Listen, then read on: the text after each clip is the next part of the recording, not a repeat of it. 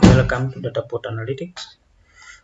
Today we are going to consider or to learn how to conduct a Cronbach alpha reliability analysis using Cronbach alpha. So to start with, we look at what is Cronbach alpha. So here I have a small explanation of what is Cronbach alpha. Cronbach alpha ranges from 0 to 1. It measures reliability, where higher values indicate stronger relationship between the items on the scale. So Cronbach alpha ranges from, we have already said that it ranges from 0 to 1. So it is ranges from 0, you can see that if it is if it is between 0 and 0.5, we say it is unacceptable. If it is between 0.5 and 0.6, we say that it is poor. If it is 0.6 and if it is between 0.6 and 0.7, it is we consider it questionable. If it is between 0.7 and 0.8, we consider it acceptable. If it is between 0.8 and 0.9, we consider it good. If it is between 0.9 and above and 1, then we consider it to be excellent. So we also see that if a Cronbach alpha is 0.7 and above, if a Cronbach alpha that is 0.7 or higher is usually considered to be acceptable. You can see that if it is between 0.7 and 0.8, we consider it acceptable, and if it is above, we consider it good or excellent.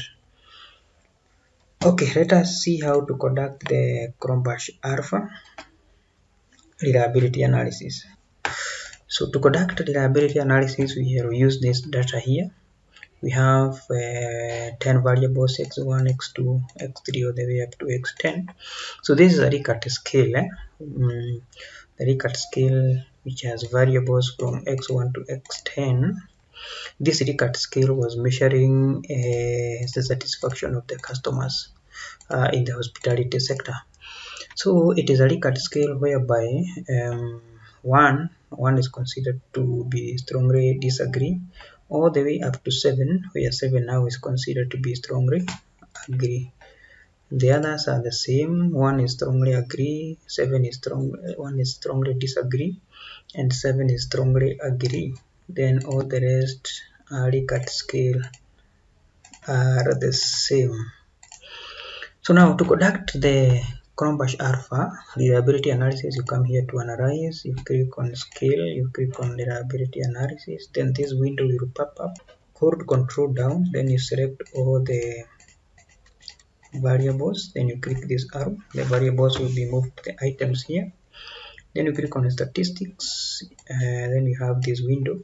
You can click on items, you click on item, click on scale if item deleted, and then you can look at correlations.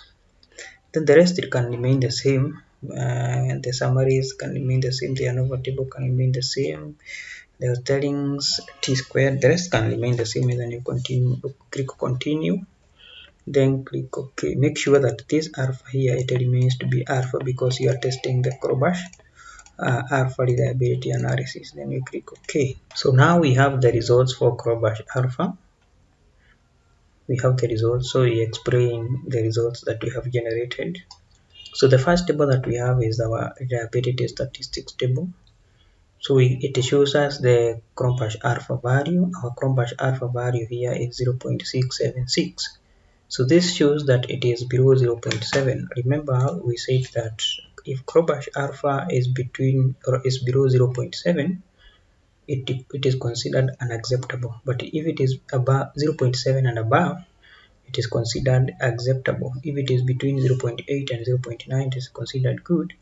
If it is between 0.9 and above, it is considered excellent. In our case, the Cronbach alpha is 0.6. Therefore, it is considered questionable. So we can continue to analyze further. This is the next table we have, item statistics. This one shows the mean of the variables that we have. Then it shows the standard deviation, and it shows the number of items. There were 200 sample size. So another item Another table that we have is inter-item correlation matrix. So this table shows the correlation between the variables that we have. It shows the correlation between x1 and x1, which is 1, correlation between x1 and x2, which is 0.055, correlation between x1 and x3, it is 0.159, and so forth. Then another table that we have, which is important, is the item total statistics. So this table shows the important column we should consider here is this column called Cronbach alpha if item deleted. This column shows if we delete any of those items that we have, how will Cronbach alpha change. For instance, if we delete x1, Cronbach alpha will become 0.611. If we delete x7, the Cronbach alpha will become 0.70. So what we should do here is that we should delete the item that improves the Cronbach alpha. In this case, if we delete x6, then the Cronbach alpha will move from 0.676 to 0.7. That means that now our Cronbach alpha will meet the required threshold of 0.7, meaning that it would be acceptable. So we would like to delete this item. So to delete that item, we come back to our data. We click on analysis, we click on scale, then reliability analysis. Then we remove this x6. We remove it. Then everything else remains the same. And then we click OK. Then results will be generated. In this case, you can see that now our new Cronbach alpha is 0.7. Now we have already met the required threshold of 0.7, meaning that the reliability between the items here is acceptable. The reliability between these 9 items now, because we have already removed x6, is acceptable. It is 0.7. So we can come further here and look at this table again to see whether we can improve the Cronbach alpha further. So you can see that only one variable, that is x8, that could help to improve the Cronbach alpha further. That means if we treat x8, Cronbach alpha would improve from 0.7 to 0.703. But already our Cronbach alpha is acceptable, so there wouldn't be no need to delete this x8. Even the change here would be quite insignificant. So we remain with the 9 items here, and then we can proceed with the further analysis. So that is how we conduct the Cronbach alpha reliability analysis, and how we interpret the results, and how we improve it in case it is not meeting the required threshold. Thank you.